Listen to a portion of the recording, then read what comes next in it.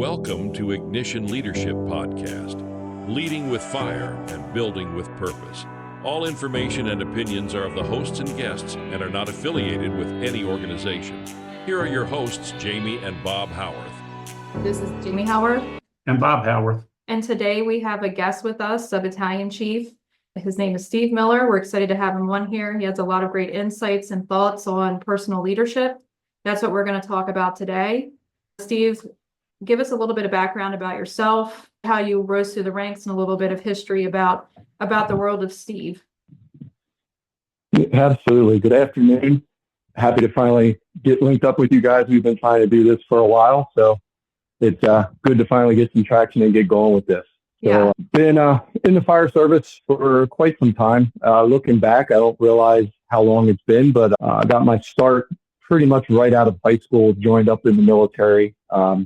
Gave myself about 3 weeks after high school and was on a plane and a train and headed to boot camp and didn't really look back. So fire service in the military is a little different than on the civilian side. Civilian side now, been with my department for just over 19 years.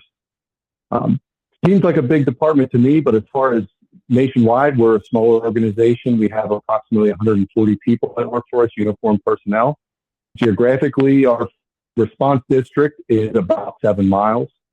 So we are stacked with people for our 7 miles. Our busiest unit runs between 3,000 and 4,000 calls a year. We have 3 engine companies, 2 truck companies, and we also run ALS medic units. We're running 4 of those as well. So we're pretty diverse in our skill set and what we do. I've been a battalion chief for just over a year. Prior to that was a captain for about 8 to 9 years. That's kind of the short version of how I got where I am. Awesome. So there was when I grew up, I want to be a firefighter. Like that, those red trucks seem really cool. So it's kind of interesting. I sort of fell into the fire department by accident through just being impatient. I got out of high school at 17. I graduated a little bit young. Birthdays get you.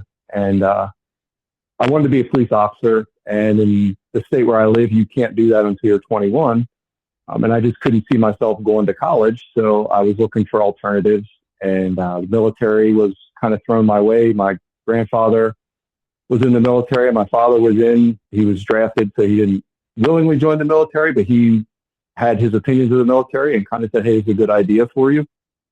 Talked to the recruiter. He asked me what I wanted to do. And without even missing a beat, I said, I want to be a police officer. It's what I want to do. And the best piece of advice somehow you ended up in the fire department part of it instead of like the military police. So the recruiter actually, he was very good at his job. And he said, look, if you want to get out of the military and get into law enforcement, that's great. Why don't you do something different? Spend these 4 years learning a different trade. Spend these 4 years building your skill set. At 16 years old, I didn't understand what he meant, but it sounded good. So my right hand, I signed the paper, and he said, how about the fire department? And I said, yeah, that's cool. My grandfather did that, and my dad did that. But where I live is volunteer agencies. We ran 100 calls a year back in those days. So it wasn't real to me that you could do this job and get paid for it. So it wasn't even something I even comprehended at that age. Wow. Yeah, you and I also, since I was in kindergarten, I wanted to be a police officer. And then it just kind of went the other way through just life happening. I did not know that you could volunteer either. So I think it's so funny how we have that similarity between the two of us, but we both ended up here so close to each other in the close jurisdictions. And for the size of your department, the square mile, the miles that you cover, with it only being 7, that is a lot of calls. That is a very busy department. It is. We run a lot. We try to maintain skills and the same public events, the same inspections, the same training standards that other agencies have. And it is a lot to fit into a 24-hour period. For sure. And your department also has like special operations, fire investigations, bomb squad, stuff like that too, correct? Oh, we do. Yeah. On top of the 3,000 to 4,000 calls you're running, we also dabble in a little bit of this and a little bit of that. We do special ops. We do the FIB, explosive stuff. We do some marine stuff. So we're kind of all over the map with the specialties we deliver. Steve, I would bet that knowing 140 personnel and having a bomb squad, you are probably one of the smallest departments that has a full-fledged bomb squad throughout the country. So it's definitely good. I think the amount of opportunities you have in an organization is good, because a lot of smaller agencies miss out on really good talent because they just don't have the same opportunities that you could get at a place like FDNY or San Francisco or the other majors, where you can really take a career any direction. Normally, when you find an agency our size, you're a firefighter, and that's what you do. But with us, there's a lot more opportunities of things that you can get into. Yeah, for sure. And I'm sure as a battalion chief, you get to run a lot of unique calls and situations, just given the geographical area. You get to arrive much sooner than what I would in my department, just because you're in such a smaller area. So you're in charge of that call usually pretty quick. So it's good and it's bad. Anybody that's been through any type of interview prep for when they actually do the scenarios or any type of skill-based promotion assessment, they talk about the time lag between real world and when you're in there doing your scenarios. And when your furthest out response is basically 4 or 5 miles and you're going to have 5 units there within 30 seconds, there is no time crunch. It is fast decision making. It is go time, and there's not the lag in between units. They're responding on top of each other. So it is a lot of unique complexities to the area. Yeah, and that, I feel like, grabbing a hold of those units, because I mean, face it, when we arrive on location, we want to go to work. Officers want to go to work, our firefighters go to work, and that's what I feel like one of my challenges is in this job, is trying to pull the reins and try to organize the call and get it set up for success and putting my incident priorities out there, which is a great thing, right? It's great that they want to go and they want to get it. But for us as battalion chiefs, we really got to be on our games. Right. When it's that fast coming in, your decision making is much more important, because the last thing you want is a unit to arrive and not have something to do because you haven't made that decision yet. That's going to go bad quickly. What my dad used to say, idle hands are the work of the devil. Yep. So this is actually a great segue into personal leadership, which is what we're discussing today. I feel it's super important that we have the ability to lead ourselves before we decide to lead others.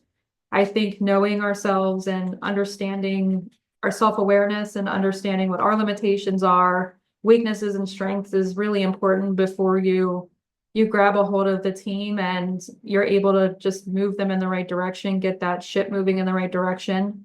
I certainly wouldn't ask any of my crew members to do anything that I wouldn't do myself.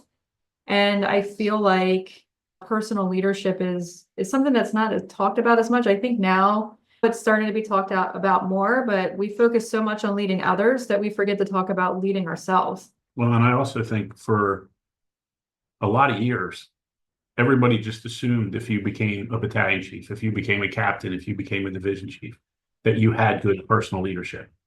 And that doesn't necessarily mean that's true. It has to be worked at on a personal leadership level in order for you to truly be effective as a departmental leader or a battalion leader or whatever. Yeah, for sure. Well, absolutely. And I think that to the point of, you talk about like what I was hearing through you guys talking is like your experiences coming up and what you guys did to align yourselves to be personal leaders, but also I think there's lessons to be learned from the people that were not. I know coming up for me, I had a lot of leaders, both military and civilian, that were terrible leaders. And you learn from that and it sticks with you. And a lot of people say, well, when I become a battalion chief or when I become a lieutenant, I'm not going to do that. But it's a trap because a lot of people do fall back into that, and it's an observed behavior and it's a learned behavior through leadership. So just being guarded against that and making sure that as a leader, you don't fall into the mistakes of the people that came before you. And to steer away from that, you really have to stay on top of current trends, on top of what is new and what is working today, because the things that worked 20 and 30 years ago are not the same things that work today in some cases. Oh, absolutely. And I do think that I actually just had this conversation with someone the other day, and it really, some of the things that we felt were bad leadership traits was actually more of our focus, or from our perspectives or our views from the rank that we held. And I feel like now that I've gone from a company officer in the front seat of a fire engine to a battalion chief, I'm like, oh, you know what? Actually, I think that I might have misinterpreted some of those quote unquote bad traits because I just was not able to see it from their perspective.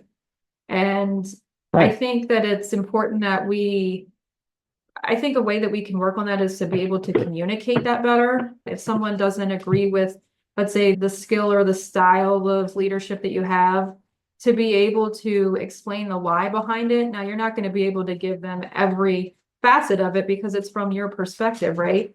But you can at least try to let them see it from your perspective some, and hopefully it's understood better. Yeah, I think it's important to look at it that way, where when you build a relationship as a lieutenant with someone above you, it's not the same as building a relationship as an assistant chief to someone above you. It's a very different level of relationship. And as the lieutenant, you may not see how someone above you is looking. Right. Yeah. What are your thoughts on that, Steve? Yeah.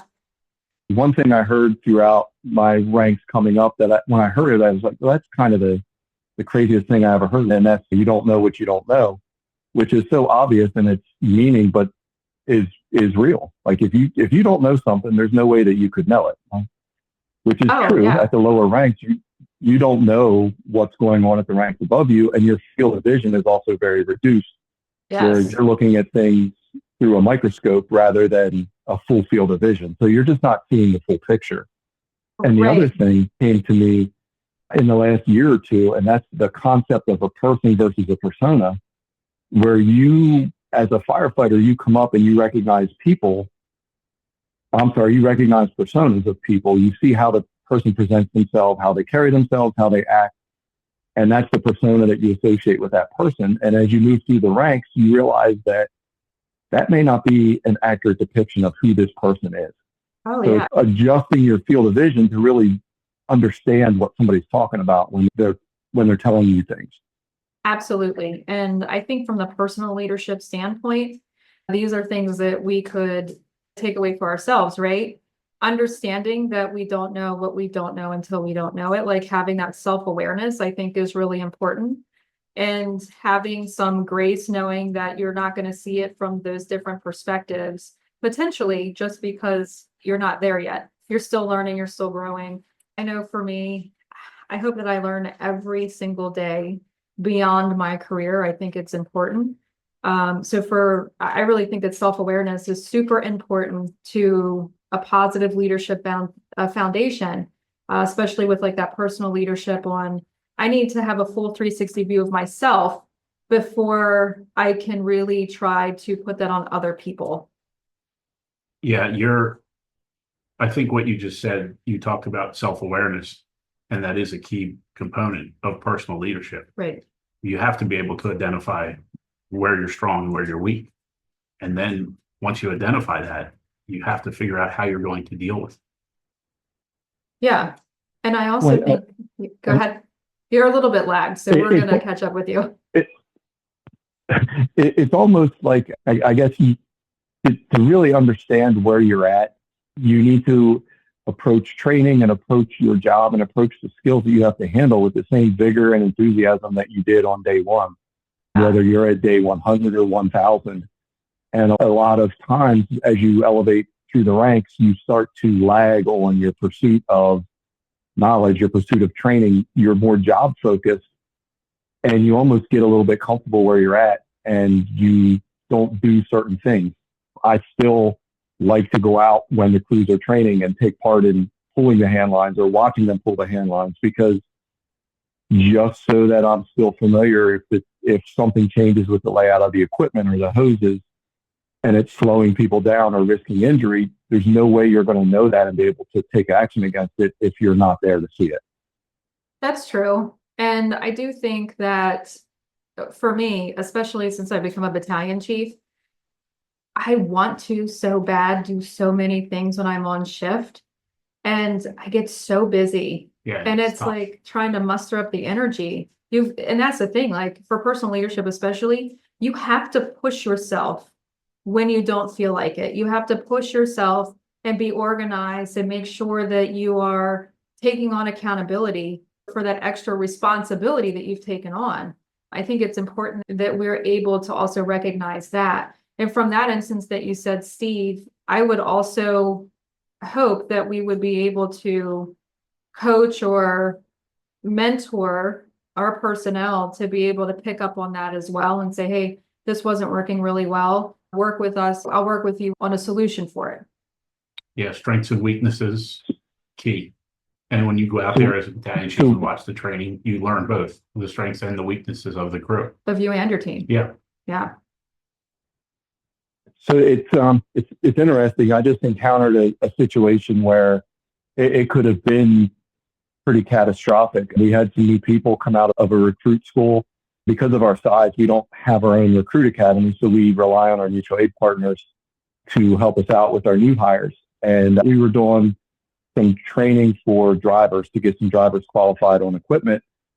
And I could see some fidgeting on the new recruit where they just seemed like they weren't quite comfortable with what was going on. I pulled them aside and said, hey, why don't we pull this hand line off? And they were, are you sure? I was like, yeah, it's ours. We can pull it off. We don't have to pay for it every time we pull it off.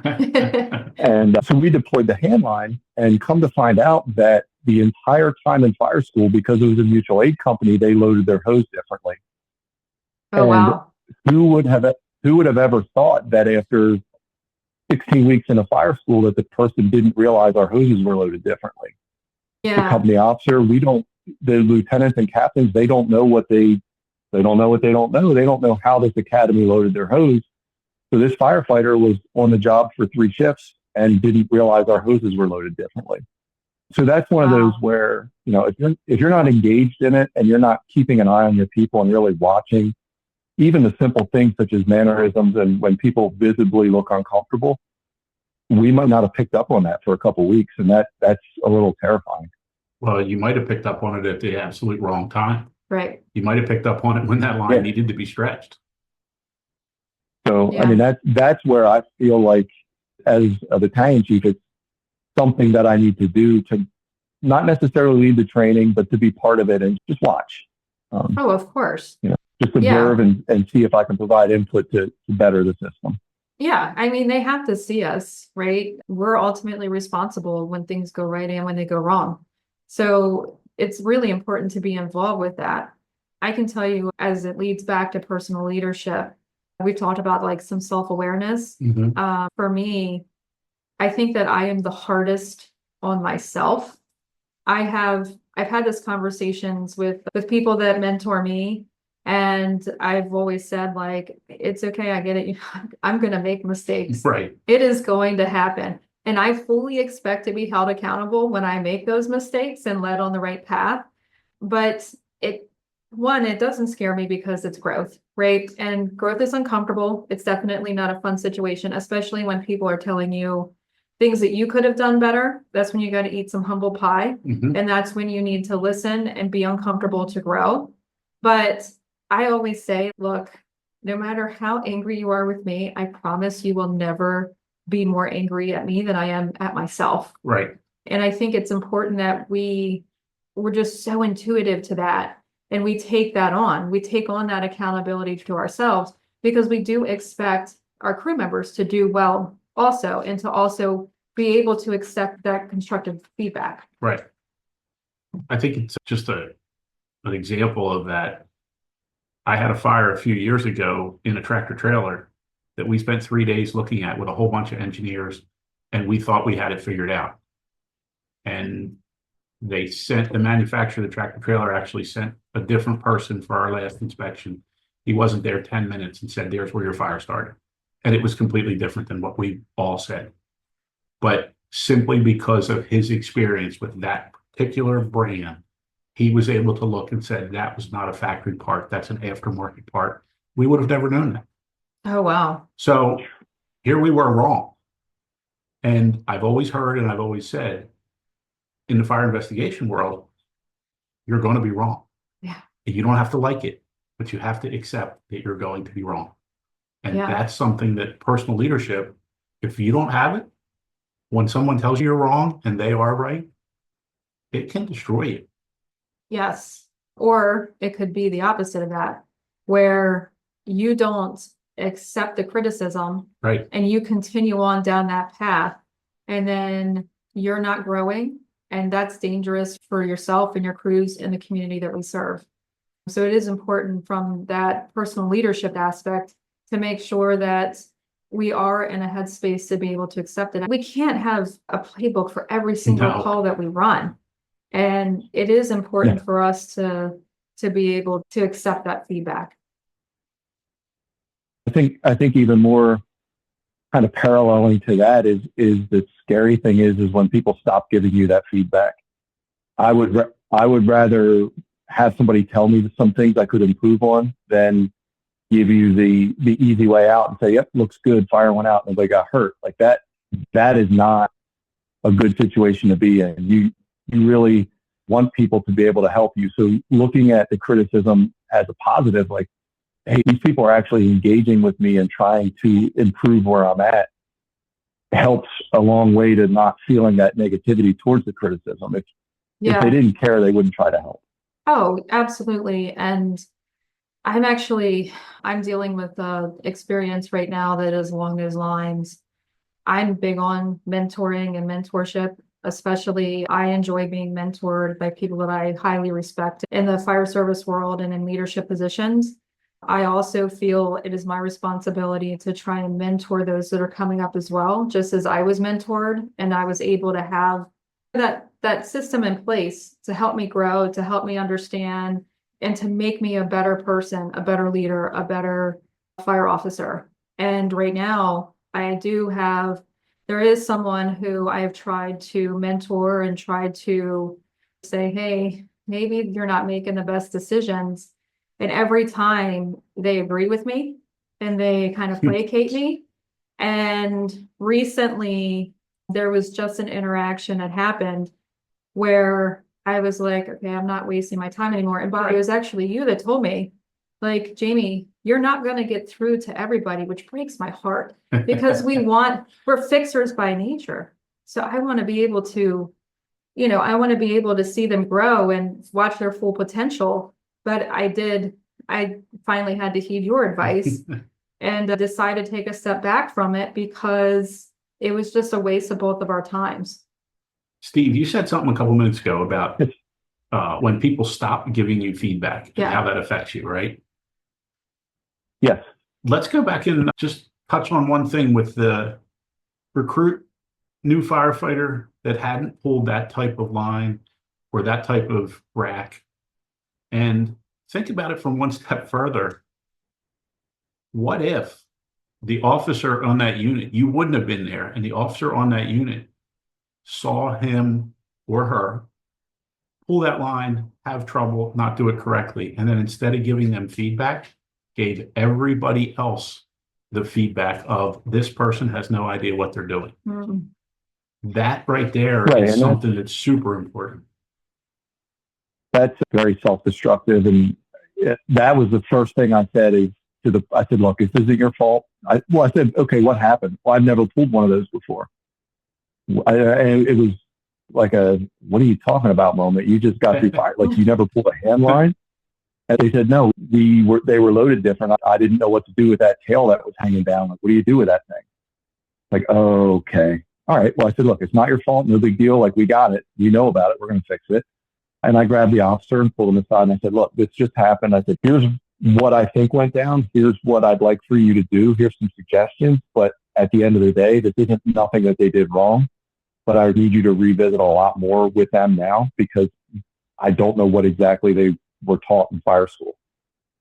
And So there were some other things. Just what kind of respect do you think that you earned with that rookie firefighter by having that couple-minute conversation and saying, okay, what do you mean you haven't pulled a line like this? And then asking why? That you've established a relationship with that person that they're going to be comfortable when something happens, negative or positive, coming to you and saying, hey, I need help with this or whatever. That's a really good thing. Self-leadership wise, you doing that showed what kind of leader you are to not only him or her, but the other people in your group. Yeah, building strong relationships with that. Yeah. It's definitely in our agency, with it being small like that, I hope that it was a positive experience, and I hope that it laid some groundwork for future growth. And in our agency, everybody's important as far as when you damage a reputation, when you damage a relationship, not to discredit the larger agencies, but when you're dealing with a small group of people, everything is compounded. You have a working crew of 25 people, and your crew begins to build dissension or begins to build an opinion. It does not take long before it is 100% the entire shift that feels a specific way. So I think getting ahead of those types of rumors, those types of accusations and feelings and comments in a smaller agency is critical.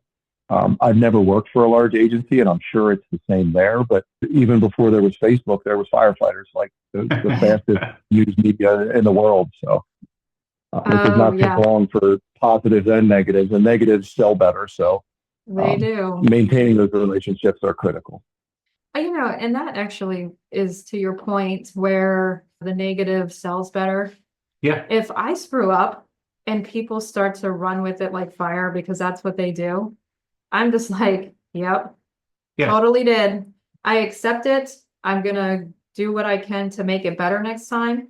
And I think when we are leading others, being able to do that and say, yep, that is what happened. Not excuses, not, all of that to make it sound better. Just, yep, that's exactly what happened. And I made a mistake, and this is what I'm going to do to make it better. I think that's really great for your crews to see. I think it's important for them to see you taking accountability for that and watching you lead by example and showing that it's okay to admit that you made a mistake or something was wrong. I also think it's how you can die down some of those rumors, because they really expect like a huge lie out of you. Right. And they just don't get it, because it's like the same thing going back to being harder on myself than other people. Like all of those rumors and it was so awful and everything. It's like, yeah, I hear what you're saying, but you can say that all day long and it's not going to be harder than anything I've already said to myself. Right. And the negative selling better than the positive. You can run into a burning building, throw somebody over your shoulder, look just like the movies, running out the front door, and you'll get less recognition than the person who went to put a ladder up and dropped the ladder. They're going to tell everybody that the ladder dropped. They're not going to tell everybody you made a rescue. Yeah. It's so funny that you talk about the movies. I just did a career day at our twin school, and this is a total sidebar. And I was asking the kids, we were talking about the sprinkler system, and I was asking them if they knew if there was like a fire in this room in the corner, would the one sprinkler go off or would the whole building go off? Whole building. Yes. All of them said the whole building, except for our son. Our son knew that it was only one, and then he could explain why, because that's how his brain works. And he's like, oh, where does this piece? And then it melts. And he looked super smart in that particular thing, because he sees us, right? He sees us and how much effort and work we put into our job and the passion that we have for it. And I believe that has gone over to him, where he now is fascinated by it and he wants to understand how things work and understand our job as well. So it's not just crew members that are watching, it's also these kids. When we go out and do public education, our kids watch how we perform, and they like to listen to calls on your scanner. And so, I mean, you want to talk about a hard critic. I don't know. I think the kids can be pretty harsh. Well, and you had said about, your kid wanting to get into the fire service. There are people like that. And then there are people that stumble in, and there's people that have no idea what they signed up for. And Yeah. you would think that a fire academy would get rid of the people that don't realize what the job is, but a couple of them still get through. And, those types of people that really don't know what they're getting into, those are the hardest ones to reach. The ones that know what it is and know what they want all day long, they're, that easy. But it's the ones that don't quite understand what the fire service is that are the most difficult to lead effectively using some of the older standards and older tactics. Yeah. And I think it also comes down to the way you were raised, the determination. We were just talking about how the newer quote unquote kids that are coming up, they get into the fire service and they hadn't really faced the challenges that we present because of the type of job that we have. Today, we went on a bike ride with our twins, and I'm watching both of them like work their way up this hill, and they are working for it. And that is one thing about our kids is they do not complain about having to work for something. No. And they're pushing up this hill, and Maddie's standing up on her bike and she's pushing her legs. And then this 10-year-old whizzes by us on this electric, like high-end bougie electric scooter. It was going like, what, 15, 20 miles an hour? She went by us like we were standing still. I know, she's 10 years old. And I'm like, that is kind of one of the faults of technology and kind of society today, is being able to work for it. We both went up the same hill. Right. It's just, we had to put in work and sweat for it.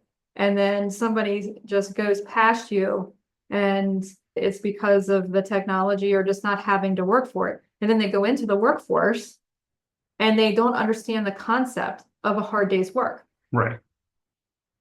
I just thought it was so funny when I heard it. I just thought, man, the analogy to that is. That's actually really good to think about it that way. Yeah. There's a whole generation of them.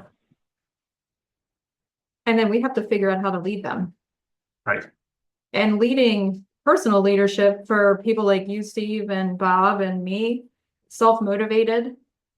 I would say that all three of us have self-motivation, that we're always trying to be better, always trying to learn, always trying to create and build strong teams, legacy building. And it becomes a challenge when you just didn't experience the same things that they experienced growing up. So going up that hill doesn't seem like a big deal to you because you've done it 100 times. It's just part of your childhood. But a part of their childhood is getting on a scooter that's electric and just riding it up the hill. That's very true. Right. I think to see about our time here. I think we're doing pretty good. Yeah, I think we are. Yeah. Steve, I also think, and I'm sure that you have had this experience, being able to bounce back when something doesn't go your way. When you make a decision, when you command a fire ground, when you do anything like that, and someone says to you, hey, that was really pretty bad, or that wasn't the best way to do this, or whatever. What do you think about bouncing back from that? I think that's something that you have to learn to do. Oh, absolutely. And I think that earlier you talked about being humble, and I think part of it is you have to have the courage to say why. And hopefully, at least in my experience, if somebody says, hey, you didn't necessarily do this the best way. Okay, well, what do you think I could have done better? What do you think? And actually listening to the person, not necessarily just hearing noise come out of their mouth, but actually listening to what they're saying. And then taking time to think about it. Obviously, in the heat of the moment, you're going to be ramped up on it. You might be defensive. We've had those conversations, Steve, where we've called each other and we've vented. Yeah. I mean, you can't take something high energy and very dynamic and grow from it or learn from it if you don't digest it and think about it and revisit it. And where I work, fortunately, we get the audio tapes back for structure fires or major incidents, which helps. Yeah. There's a lot of times where somebody will say, hey, you kind of messed this up. You didn't say this. And you would swear up and down and lose a paycheck over the fact that you did it.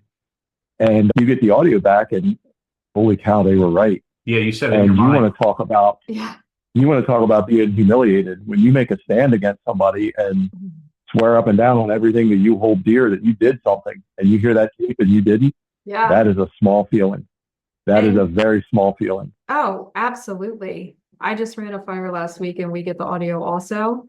And I swear in my brain, when I was en route and reordering the units, that I said it like slowly and clearly and concisely. And I'm like, man, I feel like I did that pretty good. And I went back and listened to it and I was like, holy cow, that was way Really faster. keep up. It was way faster than I thought it was in my head in the middle of, driving and doing the rerun of units. And that's something that I've been working on with myself, is trying to slow down and enunciate on the radio. And I could have sworn that I said it much slower than I did actually say it. And that's why I think those tapes, for us, for the company officers as well, is so invaluable, because in the heat of the moment, in the middle of combating the fire or the emergency incident, you really don't realize how things are said. Maybe I know I've had miscommunications because I didn't explain it well, or I wasn't straight to the point, or I felt that I assumed. That's always a good one. I assumed that they understood what I meant. Yes. And I had that actually happen not too long ago, where I sent an engine company with a truck company to open up on the second floor. And I just assumed that the engine company was going to take a line with them. Right. And there was miscommunication that was on my part, just because there was another line that was already inside. But this is why we harp so much on the closed loop communication and our entry reports with, this is who I am, this is how many, this is where we're going, this is what we're doing. And getting that feedback where, okay, I told you to do this, now you tell me, so that we're on the same page. And I think for our crew members to be able to see us in that position as well, and to be able to give us feedback. So after that fire, I was like, hey, why did you make that decision? And it's because my transmission was unclear. Right. Yeah. And you owned it. Yeah, I sure did. Yeah, I sure did. And I was like, oh man. That's difficult, I think earlier when I was talking about viewing things through a microscope versus an open field of vision, when I was a captain and I would get orders such as, hey, I want you to take your crew to the second floor with hooks to open up the ceiling, or, a very descriptive order. It was sort of frustrating because I felt, as the receiver of that message, that the person giving it didn't think I knew what I was doing. Micromanaging. Yep. And I took it like, no kidding. What, I'm going to go to the second floor and just walk up there with my coat on? But now, having moved up in the ranks, when you're giving those orders, you don't have time always to think about, okay, well, who's the boss of that company, or who's the officer on this piece? Oh, they know what they're doing. I'll say this. Or they're new. I better say this. You just have to get into the autopilot mode of giving them what they need. But it's important for the receivers of these messages to understand too, that it's not because command doesn't trust you know what to do. We just don't have the ability to dissect exactly who we're talking to in that moment. Well, in the situation that I just discussed, I told them to link up with the truck company and assist with opening up. And they took it as that they were also going to open up. It just wasn't clear on my part, but being able to have that conversation with them after, and them feeling comfortable enough with me to tell me like, hey, it was your delivery that caused it to be an issue. I just would not have seen it that way when it happened, and been like, oh yeah, because especially in rural water supply situations, we do sometimes use engine companies to bring hooks and open up because we use the personnel that we have on location. But that company officer wouldn't have had the trust to talk to you in that way if you hadn't built that relationship before that. If that front yard was the first time you talked to that person and why'd you do that? They're automatically going to go defensive because you don't have that relationship. I was just thinking that same exact thing, that without building the relationship beforehand, you'll never get that reaction. The reaction would be very different. You're able to say that, hey, what was going on here? And they're just going to say, oh, she's just hard to deal with. Yeah. She doesn't give clear verbal instructions or whatever. Difficult. That's the one that I get a lot. She's difficult. But because you establish that relationship, they very easily can say, we didn't get it because it was your delivery. And then you're going to be able to look back on that because you do have personal leadership and you are willing to own it and you are willing to go, ooh, I didn't do that my best. And I also, because we're a big department.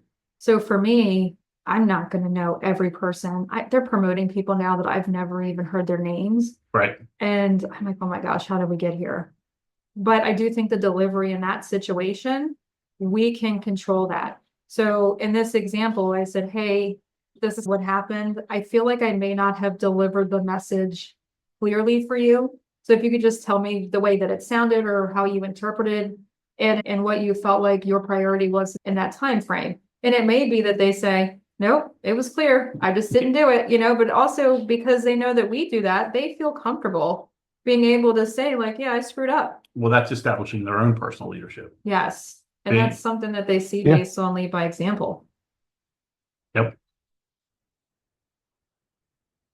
Yeah, I do think it is important that we also with that is to stay authentic to ourselves and stay authentic to who we want to be and the impact that we want to make on the organization. And I think we have the ability to do that at any rank, firefighter all the way up. When these new rookies come out, they're not interacting with us. Right. They're interacting with the senior man in the firehouse. That's who they're interacting with the most. And so those people also have to have leadership skills to be able to guide them and direct them in the right direction. Because the fact is, and the higher that I've gone, the harder it gets. You can't reach out and touch every person.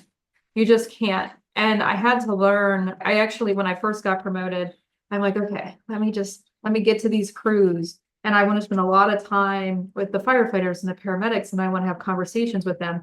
There's just not enough time for it. So I started shifting my focus to the officers because the officers are then responsible for the growth of their team.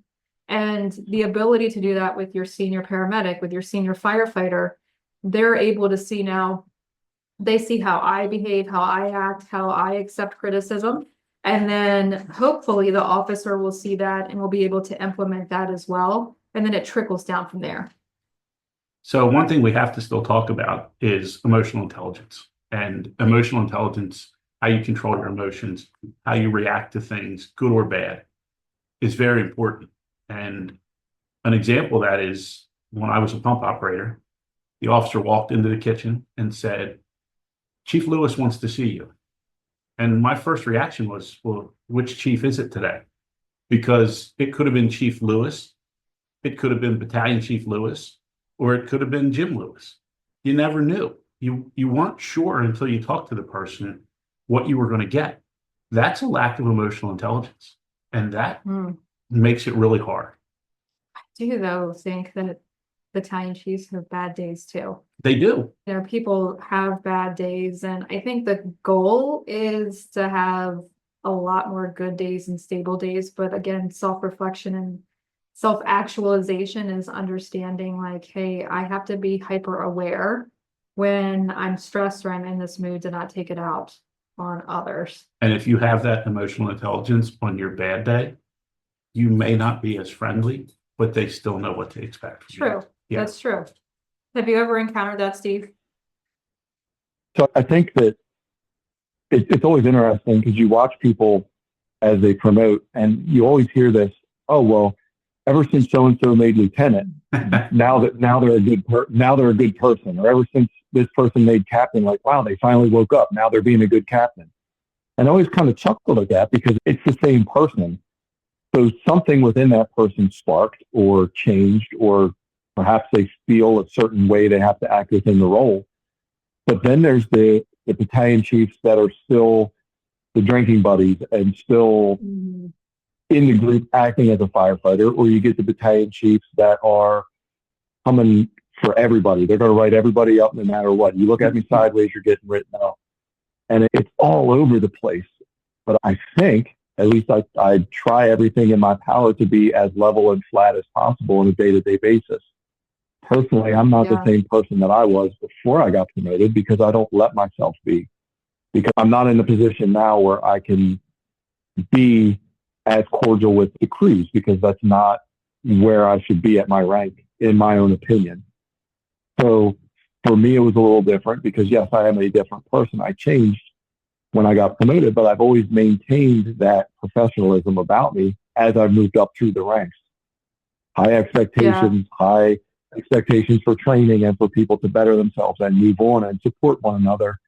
And I think for me, when I took on the role, one of the keynotes that I wanted to portray to my crew is respect, that at all points, at any point, you will respect each other, you'll respect the department, you'll respect yourself. And I think that that's something that really doesn't get put out a lot because we're focused on the nuts and bolts. We're focused on the, well, for this day, you wear this uniform. For this emergency, you do this.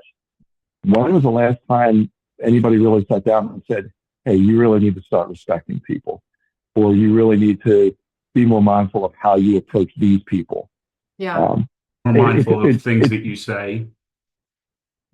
Correct.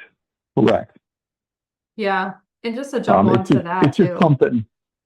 Go ahead. It's just something that I think gets kind of left behind. So when you first said emotional intelligence, I did the RCA dog look. I kind of tilted the head and was like, where's he going at with this? But your explanation makes sense that it definitely is challenging to maintain that level where you don't have the peaks and valleys. Yes. Especially when you do have that bad day. Yes. I actually have two things to say about that. One, I don't think half of our listeners are going to know what the RCA dog is. I don't know about that. I think they will. You're right. Yeah. You're accurate. And to piggyback on what Steve was saying, now the battalion chiefs were stationed in a station with another crew. And sometimes if I go to the table when they're doing pass on, I always feel weird there. The pass on becomes different. Well, yes, but then I feel like I'm intruding in their space. Like the crew is trying to get themselves together for the day. And I hate, but you have to accept it. Even though you eat dinner with them there, because that's the station that you're at, you are no longer a part of that crew.